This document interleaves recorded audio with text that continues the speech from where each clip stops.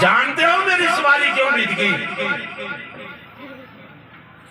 عرض کیا یا رسول اللہ، اللہ اور اللہ کا رسول بہتر جانتا ہے۔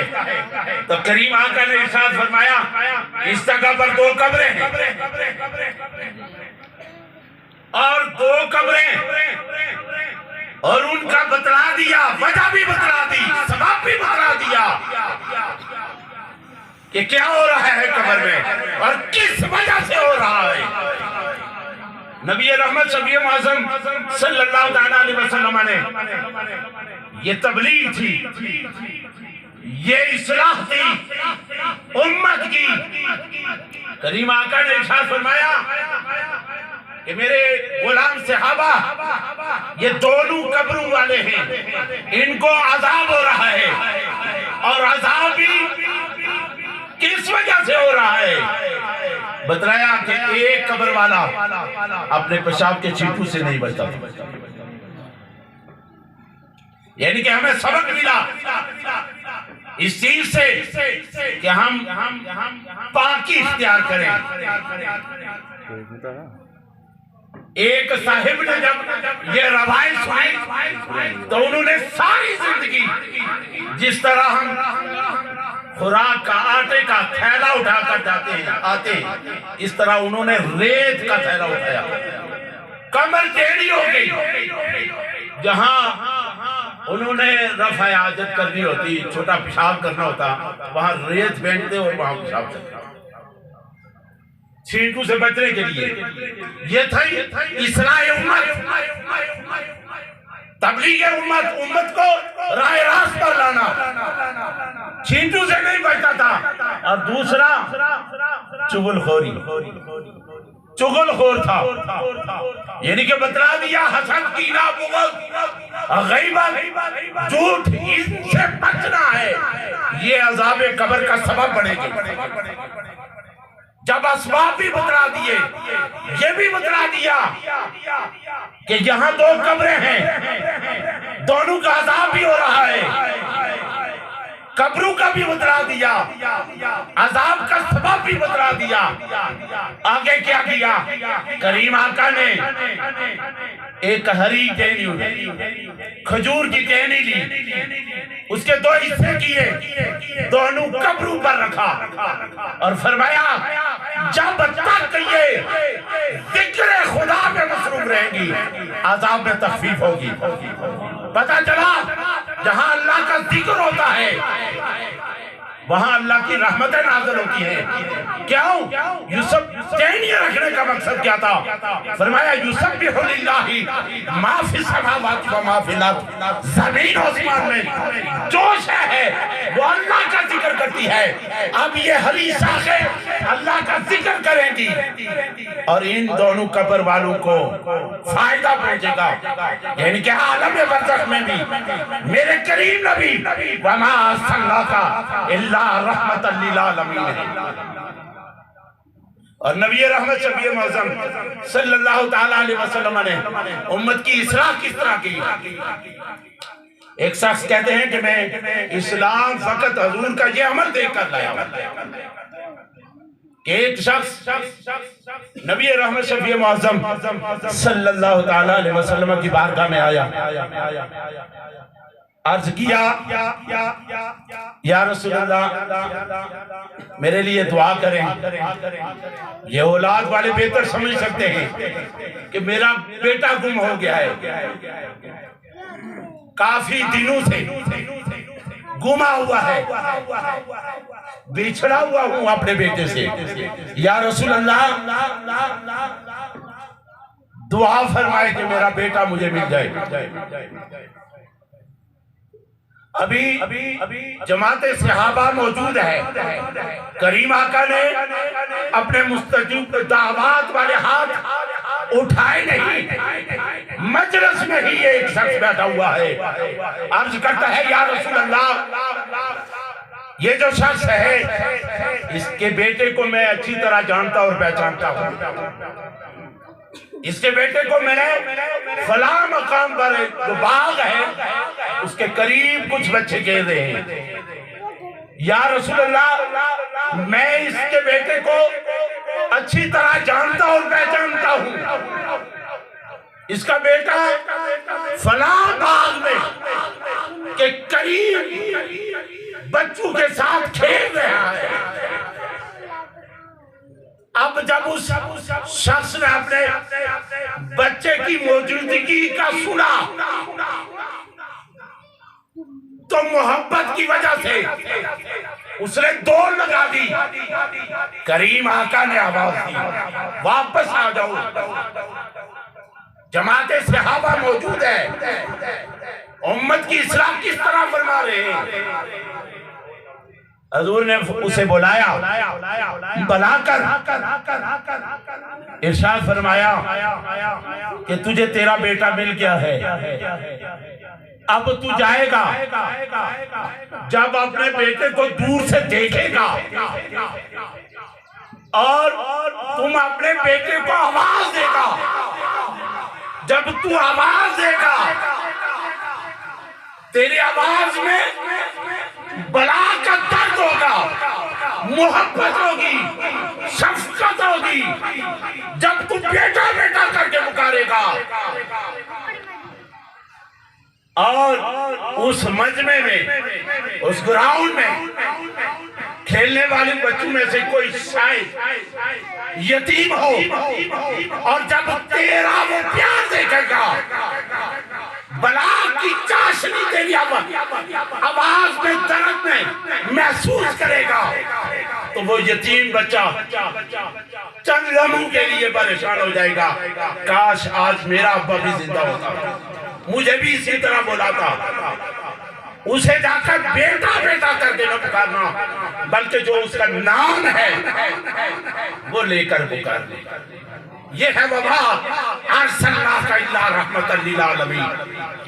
نبی رحمت شفیع معظم صلی اللہ تعالیٰ علیہ وسلم اپنوں کے لیے نہیں بلکہ غیروں کے لیے بھی، کریم آقا صلی اللہ تعالیٰ علیہ وسلم نے ایک دفعہ ایک وفد کو نجد کی طرف بھیجا۔ ایک قبیلہ تھا، وہ بے شمار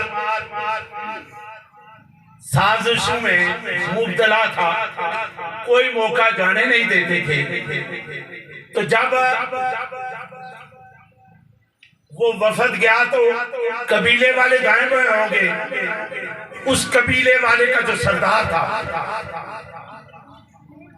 یقیناً سمامہ بن اسال اس کا نام تھا، اسے پکڑ کر لے آئے۔ اب جب وہ قیدی بن کر آیا مسجد میں آئے، کریم آقا نے اسے دیکھا تو حضور نے ارشاد فرمایا اسے ستون کے ساتھ باندھو۔ اب جب اسے ستون کے ساتھ باندھا، ایک دن گزرا تو کریم آقا نے ارشاد فرمایا ہاں بھائی سمامہ تمہارے ساتھ کیا معاملہ کیا جائے؟ تو اس شخص نے سمامہ نے عرض کیا یا رسول اللہ اگر آپ مجھے قتل کریں گے تو ایک قاتل کو قتل کریں گے، یعنی کہ ظاہر کی بات ہے بے شمار لوگوں کو میں نے قتل کیا ہے، اور ایک اگر آپ چھوڑ دیں تو ایک شکر گزار بندے کو، یعنی کہ میں آپ کا شکریہ ادا کروں گا، اگر آپ مجھ سے فدیہ لینا چاہتے ہیں تو فدیہ لے کر چھوڑ دیں۔ اب حضور نے جب اس کا یہ جواب سنا تو کریم آقا خاموشی کے ساتھ اپنے کاشانہ اقدس میں تشریف لے گئے۔ دوسرے دن جب حضور نماز پڑھنے کے لیے مسجد میں آئے، دیکھا کہ وہ باندھا ہوا ہے ستون کے ساتھ۔ حضور نے نماز کے بعد فارغ ہو کر پوچھا ہاں بھائی تمہارا کیا خیال ہے؟ وہی کل والا جواب دیا، کل جو کہا تھا آج بھی وہی کہا۔ حضور نے فرمایا اپنے غلاموں کو اسے کھول جانے دو اسے۔ جب اسے کھولا اس کی قسمت کھل گئی، اللہ نے اسے ہدایت دے دی، وہ گیا غسل کر کے واپس آ گیا، مسجد میں آیا حضور کی بارگاہ میں حاضر ہو کر کلمہ شہادت اشہد ان لا الہ الا اللہ و اشہد ان محمدًا عبدہ و رسولہ مسلمان ہو گیا. عرض کیا یا رسول اللہ دنیا میں کوئی مبعوث چہرہ مجھے کوئی نہیں تھا، آپ اب سب سے زیادہ محبوب چہرہ آپ کا، اور سب سے نفرت آپ کے شہر سے کرتا تھا، اب سب سے زیادہ محبت آپ کے شہر سے کرتا تھا. یا رسول اللہ سب سے زیادہ نفرت اسلام سے کرتا تھا، اب سب سے زیادہ محبت اسلام سے کروں گا. اب جب وہ مکہ میں داخل ہوئے مشرکین مکہ نے کہا کہ یہ بے دین ہو گیا ہے، تو انہوں نے کہا ثمامہ بن اسال نے کہ میں گلے کا ایک دانہ بھی، یعنی کہ منڈی کا جو راستہ تھا اس علاقے سے گزرتا تھا، تمہارا راستہ میں بند کر دوں گا، اناج کا ایک دانہ بھی نہیں آنے دوں گا تمہارے پاس. انہوں نے بند کر دیا. جب دیکھا کہ مکے میں قحط پڑ گیا تو مشرکین مکہ نے کیا کیا، ابو سفیان کو اپنا نمائندہ بنا کر بھیجا. کس کے پاس؟ کریم آقا کے پاس. نبی رحمت شفیع معظم صلی اللہ تعالیٰ علیہ وسلم کے پاس جب آیا ابو سفیان اس وقت اسلام قبول نہیں کیا ہوا، مشرکین مکہ کا نمائندہ بن کر آئے. عرض کیا کہ مکہ میں اتنا قحط پڑ گیا ہے کہ لوگ اپنی ہڈیاں چبا رہے ہیں، ہم کیا کریں؟ آپ ثمامہ کو کہیں کہ راستہ کھول دیں. کیوں؟ کافر بھی جانتے تھے، حالانکہ تاریخ اسلام اور کریم آقا کے اپنی جو نبوت کا اعلان فرمایا، اس کے بعد کے جو حالات ہوئے مکہ میں، ان کفار مکہ نے کیا کچھ نہیں کیا، ظلم و ستم کے پہاڑ کھول دیے، حدیں ختم ہو گئی.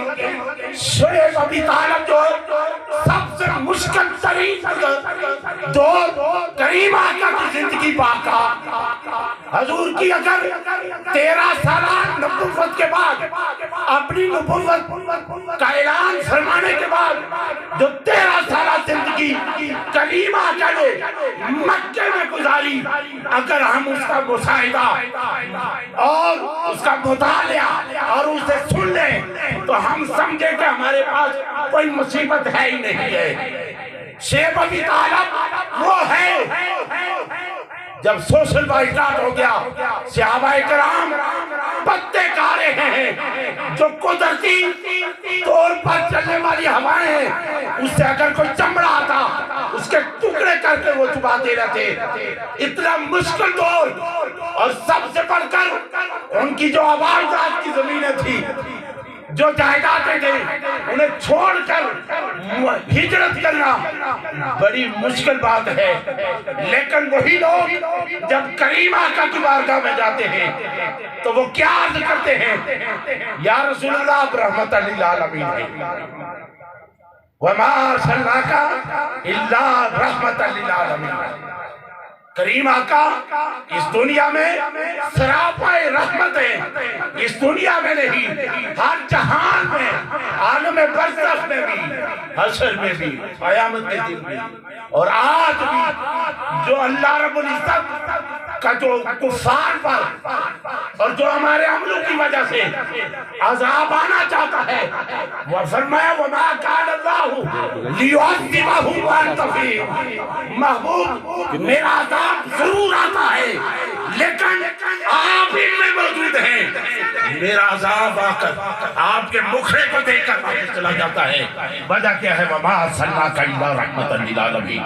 کریم آقا فقط انسانیت کے لیے نہیں بلکہ نباتات، حیوانات، چاند، سورج، سمندر، ہر شے کے لیے اللہ کے محبوب نبی رحمت بن کر آئے. کریم آقا صلی اللہ تعالیٰ علیہ وسلم نے جب اللہ کی وحدانیت کا درس دینا شروع کیا تو چند گنتی کے لوگ تھے، پھر آہستہ آہستہ وفد آتے رہے، اسلام پھیلتا رہا۔ جب تعداد جب بڑی تو کریم آقا کو یہ عرض کیا گیا، یا رسول اللہ اب باہر کے وفد بھی آتے ہیں، امراء بھی آتے ہیں، ہر طرح کے لوگ آتے ہیں، یا رسول اللہ آپ کے بیٹھنے کے لیے آپ جہاں تشریف فرما ہو وہ جگہ ایسی چیز بنا دیں جس پر آپ بیٹھ کر لوگوں کو اللہ کی وحدانیت کا درس دیں، اللہ کی طرف بلائیں۔ ایک مخصوص چیز ہونی چاہیے جسے منبر رسول کہتے ہیں، بنوایا گیا۔ جب کریم آقا صلی اللہ تعالیٰ علیہ وسلم مسجد میں منبر بچھایا گیا، جب کریم آقا جانے لگے، جمعہ کا دن ہے، مسجد کھچا کھچ غلام مقدس جماعت صحابہ سے بری ہوئی ہے، حضور تشریف لائے، کریم آقا گزرے، جب منبر پر تشریف فرما ہوئے اور صحابہ کرام حضرت جابر حضرت انس فرماتے ہیں کہ ہمیں جس طرح کوئی بچہ روتا ہے اپنی ماں کو بلانے کے لیے، دردناک آواز سنائی دی لیکن کوئی رونے والا نظر نہیں آ رہا تھا۔ مسجد میں ایک دفعہ زلزلہ ہو گیا، اتنی شدت اور اتنے طاقت کے ساتھ کسی کی رونے کی آواز آ رہی ہے، تو کریم آقا منبر سے تشریف فرما ہوئے نیچے آئے، کس کے پاس؟ کریم آقا جس کھجور خشک تنے کے ساتھ ٹیک لگا کر اللہ کی باتیں بتلا رہے تھے، قرآن سنا رہے تھے، صحابہ کرام کو جنت کی خوشخبریاں سنا رہے تھے، وہ تنا، وہ درخت، خشک درخت رونے لگا۔ کریم آقا اسے اپنی آغوش میں لیا، بغل گیر ہوئے، تھپکی لگائی۔ صحابہ کرام فرماتے ہیں جس طرح ماں اپنے بیٹے کو سینے سے لگاتی ہے، پھر اسے دلاسا دیتی ہے، پھر بچہ خاموش ہو جاتا ہے، اس طرح وہ تنا، وہ درخت، وہ کھجور کا درخت خاموش ہو گیا۔ جب خاموش ہوا تو حضور نے ارشاد فرمایا، وَمَا أَرْسَلْنَاكَ إِلَّا رَحْمَةً لِّلْعَالَمِينَ، کا تاج پہننے والے نبی نے ارشاد فرمایا، بتلا کہ تو جہاں پہلے موجود تھا وہاں لگا دے اسی باغ میں، پھر دوبارہ تر و تازہ ہو جائے گا، کھجوریں لگے گی، لوگ فائدہ اٹھائیں گے۔ وہاں لگنا چاہتا ہے، یا تو کیا چاہتا ہے کہ تجھے جنت کے باغات میں سے کسی باغ میں لگا دے جہاں سے صالحین اللہ کے مقرب بندے تیرے میوے سے لطف اندوز ہوں۔ عرض کیا یا رسول اللہ مجھے جنت میں ہی لگا دے تاکہ نیکوکار مجھ سے فائدہ اٹھائیں۔ تو اللہ کے محبوب نبی صلی اللہ تعالیٰ علیہ وسلم نے اس کی خواہش کو پورا کیا۔ حضرات محترم، کریم آقا فقط انسانوں کے لیے، اپنی امت کے لیے نہیں، تمام جہانوں کے لیے رحمت بن کر آئے ہیں، تمام جہانوں کے لیے، اور ایک مخلوق کے لیے نہیں، ہر مخلوق کے لیے اللہ کے محبوب نبی رحمت ہیں۔ کریم آقا نے جب اپنی نبوت کا اعلان فرمایا، اللہ نے حکم دیا اب تبلیغ فقط گھر میں نہیں، باہر نکل کر لوگوں کو تبلیغ کا درس دو، اللہ کی وحدانیت بتلاؤ، میرا گھر بتلاؤ۔ تو کریم آقا طائف میں چلے گئے، جب طائف میں جاتے ہیں تو ان لوگوں کا جو رویہ تھا، انداز تھا، کیا تھا کہ اوباش لڑکوں کو، بدماش لڑکوں کو، جو جاہل تھے انہیں کریم آقا کے پیچھے لگا دیا، وہ حضور کو پتھر مارتے، حضور کا نالے پاک خون آلود ہو جاتا ہے۔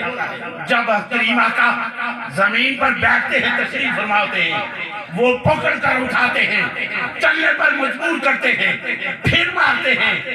کریم آقا جب اس وادی سے باہر نکلے، فرشتے حاضر ہو گئے،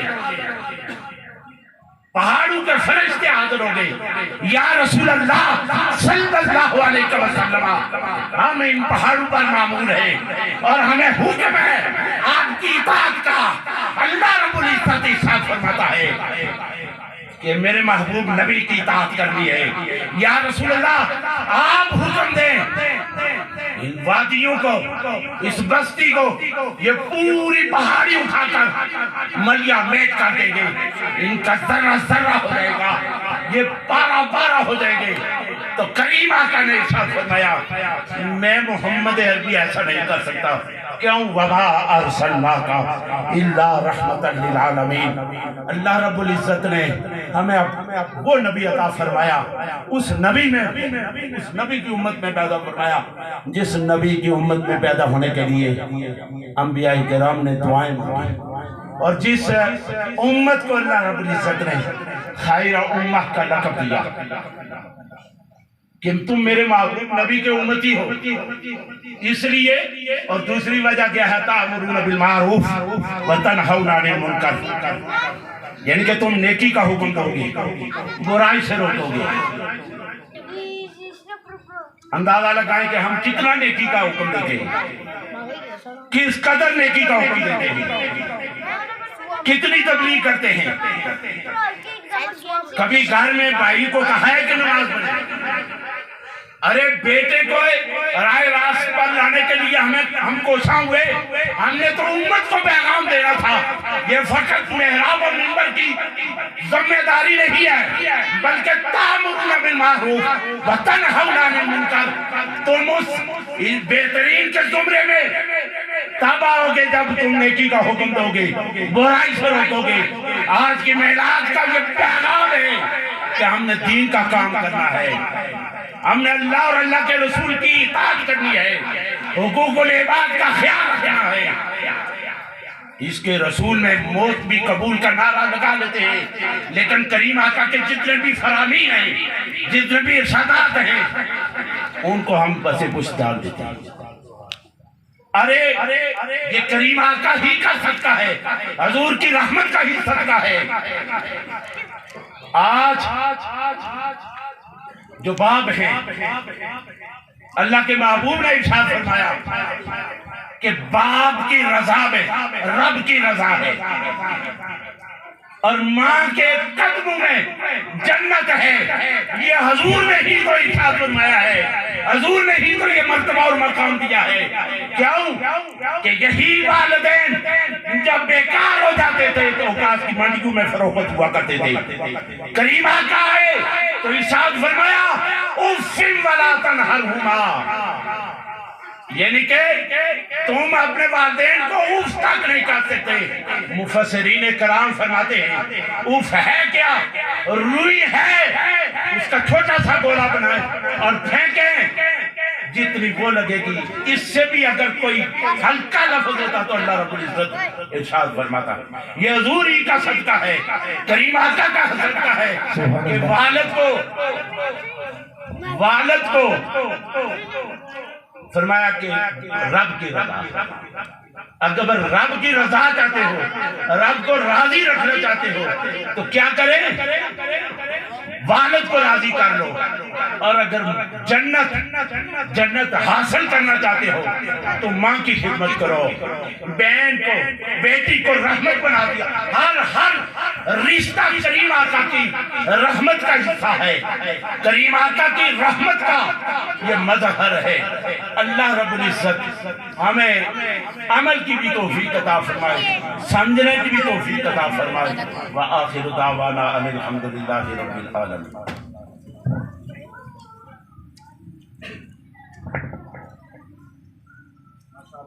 کوثر و تسنیم سے دلی ہوئی گفتگو فرما رہے تھے حافظ مختار سلطانی صاحب۔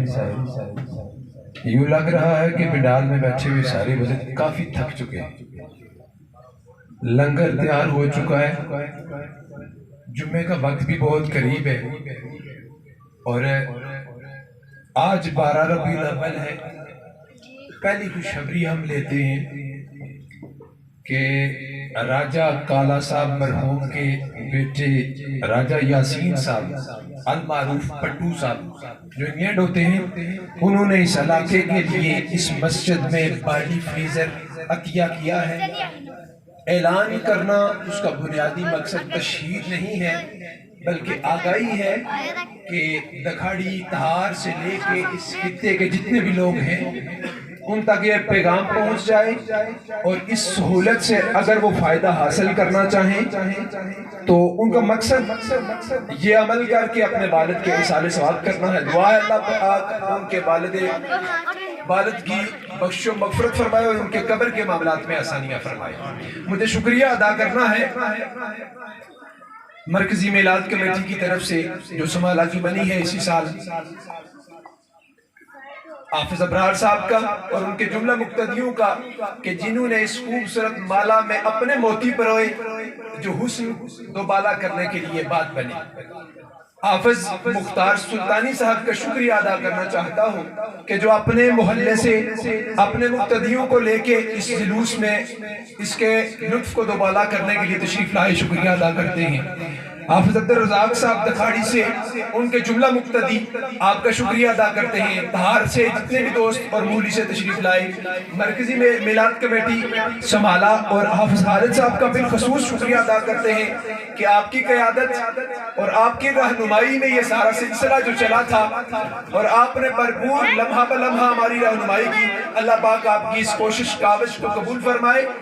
آخری سناہان مصطفیٰ آپ کی سماعتوں کی نظر ڈٹھے ورک قرآن دے کھول سارے پر تیری شان جیا کسے ہور دا شان نہ ڈٹھا. کہتے سبحان اللہ.